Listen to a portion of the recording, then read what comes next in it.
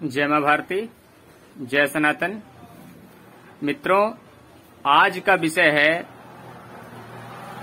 हमारा स्वतंत्र देश भारत और इसमें स्वावलंबिता, रोजगार, हमारी सोच और हमारे परिवेश के लोगों की सोच। हमारा विषय है बहुत बड़ा, लेकिन बहुत छोटी सी बातों में ही सब चीजों का उत्तर आपको मिल जाएगा, बशर्ते चिंतन आपको स्वयं करना होगा कि हमारी बात कहाँ तक सही है और कितनी सही है। इन बिंदुओं पर कितना विचार करना चाहिए, जिसके लिए हम एक छोटा सा टॉपिक उठाते हैं, कोरोना काल। और कोरोना काल में चल रही आर्थिक आपदाओं के बावजूद भी देश में हिजड़ों का नंगनाच। हम सब जानते हैं कि ये जो हिजड़े हैं, जिनको छक्का आदि विभिन्न नामों उपाधियों से नवाजित किया जाता है, शोभित किया जाता है, ये अपने आप को अर्धनारीश्वर का स्वरूप कहते हैं। इनके लिए सम्मान है हृदय में, इनकी अवस्था के लिए सम्मान है हृदय में कि ये चाहें तो समाज को एक दिशा दे सकते हैं। इनकी अवस्था संत और मनीषियों की हो सकती है, लेकिन इनमें से बहुधा ऐसे हैं जो नशे में या नशे के कारोबार में लिप्त हैं। सब नहीं है ऐसे, लेकिन कुछ हैं जो अपने आप को दबंग और पावरफुल कहते हैं।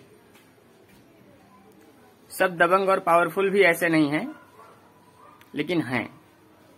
सब एक बराबर नहीं हैं। इस बात को हम सब खूब अच्छे से जानते हैं। अगर किसी भी देश की सरकार में एक दबंग व्यक्ति बैठ जाए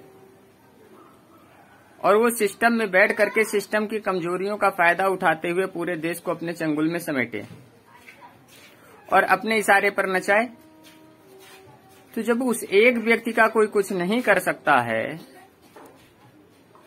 तो ये जो हिजड़े हैं, इनकी जो भी संख्या है, उनमें अगर कई सारे करप्ट लोग हो जाएंगे तो क्या होगा?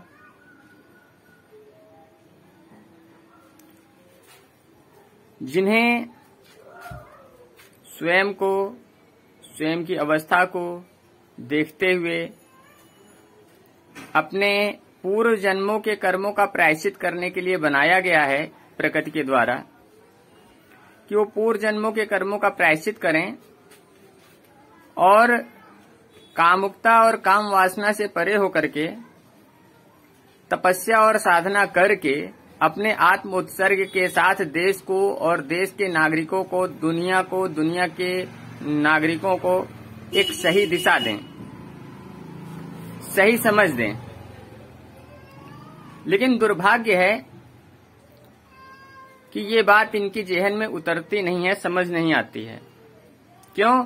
क्योंकि इनमें बहुत से पावरफुल ऐसे नशेबाज हैं, नशे के कारोबारी हैं, जो अपने दबाव में अपने अन्य बंधुओं को रखते हुए देश में अनैतिक तरीके से शादी विवाह कार्यक्रमों में लड़के लड़कियों के पैदा होने पर नंगनाच करा करके अनैतिक वसूली करते हैं। और देश की ही नहीं, दुनिया की जितनी भी सरकारें हैं जहां पर ये हिजड़ों का कारोबार सक्रिय है, हम तो कहते हैं उन देश की सरकारें भी हिजड़ी हैं। कोरोना काल में आर्थिक आपदा होते हुए भी, रोजगार मुहैया न कराते हुए भी, देश में आर्थिक समस्या होते हुए भी देश के नागरिकों को स्वावलंबी बनने को ऐसी सरकारें संदेश देती हैं, उपदेश देती हैं। और आज तक इन हिजड़ी सरकारों ने हिजड़ों को स्वावलंबन नहीं दे पाई और स्वावलंबी हिजड़ों को नहीं बना पाई, जबकि इनके पास अकूत धन संपदा है, अकूत पैसा है, अकूत जेवर है, अकूत संपत्ति है, उसके बावजूद भी जब ऐसे हिजड़े नहीं स्वावलंबी बन पाए तो ये हिजड़ी सरकारें बेरोजगार, गरीब, भुखमरी के निकट पहुंचे हुए आम जनता को स्वावलंबी बनने का उपदेश देती हैं।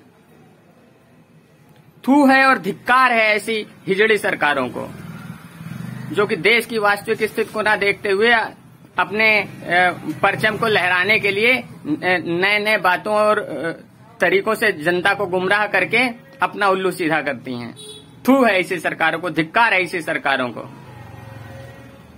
जो अपने यहाँ के संपन्न हिजड़ों को भी स्वावलंबी नहीं बना सकी। ऐसी हिजड़ी सरकारें क्या करेंगी आम नागरिकों के लिए, आम लोगों के लिए। खैर, जो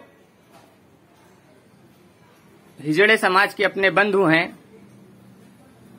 उनको इस विषय पर सोचना चाहिए कि जहां सरकारें ठगी पर उतारू हैं, रोजगार खत्म कर रही हैं, कोरोना काल के नाम पर रोजगार खत्म किया, विभिन्न नीतियों के आधार पर रोजगार खत्म किया, जनता को गरीब से गरीबी की तरफ ढकेल दिया, ऐसी जनता पर अब तो तरस खाओ, अब तो अपने आप को स्वावलंबी बनाओ, अब तो अपनी संपत्ति से रोजगार बनाओ, अब तो लोगों को सहयोग दो, अब तो अपनी भक्ति तपस्या करके ये जीवन और अगला जीवन सुधारो, अब तो लोगों को सहयोग दो। सभी हिजड़े बंधुओं से निवेदन है कि बात पर विचार करें, समझ आए तो खुद को भी सही दिशा दें और समाज को भी सही दिशा दें। क्योंकि अगर हम सब जितने भी हिजड़े पुरुष और स्त्री, ये तीन वर्ग हैं अपने मनुष्य समाज में, अगर हम तीनों वर्ग आपस में मिल करके अपने समाज को उत्थान की दिशा नहीं देंगे तो ये जो सरकारें हैं, नपुंसक हैं कि हिजड़ी हैं, इनके बारे में कुछ कहा ही नहीं जा सकता, कुछ पता ही नहीं चलता है।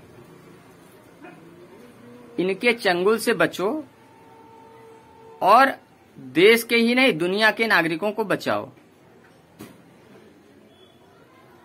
अगर हम सब चाहें तो मिल करके सम्मानपूर्ण तरीके से समाज में रहते हुए समाज का उत्थान करने में अपना योगदान दे सकते हैं। ज्यादा कुछ नहीं कहेंगे, जितनी बातें कही इतने में सब कुछ है। चिंतन कीजिए, मनन कीजिए और जितने भी स्त्री पुरुष और हिजड़े समुदाय के अपने तीनों वर्ग के लोग हैं सब चिंतन करें। बात सही लगे तो वीडियो को लाइक करें, चैनल को सब्सक्राइब करें और अधिक से अधिक लोगों को शेयर करें। हमने विचार देने का अपना, जो चिंतन देने का अपना एक गुण है, उसी गुण के आधार पर अपने विचार आम जनमानस को, सभी लोगों को दिए। हमारे पास बहुत संसाधन नहीं है, बहुत व्यवस्थाएं नहीं हैं, बहुत ज्यादा पॉम्प एंड शो नहीं कर सकते, बहुत ज्यादा हम दिखावा नहीं कर सकते। अगर हमारे पास संसाधन हैं भी, व्यवस्थाएं हैं भी, तो उनकी हम ना तो बर्बादी कर सकते हैं, ना हम उनका दुरुपयोग कर सकते हैं।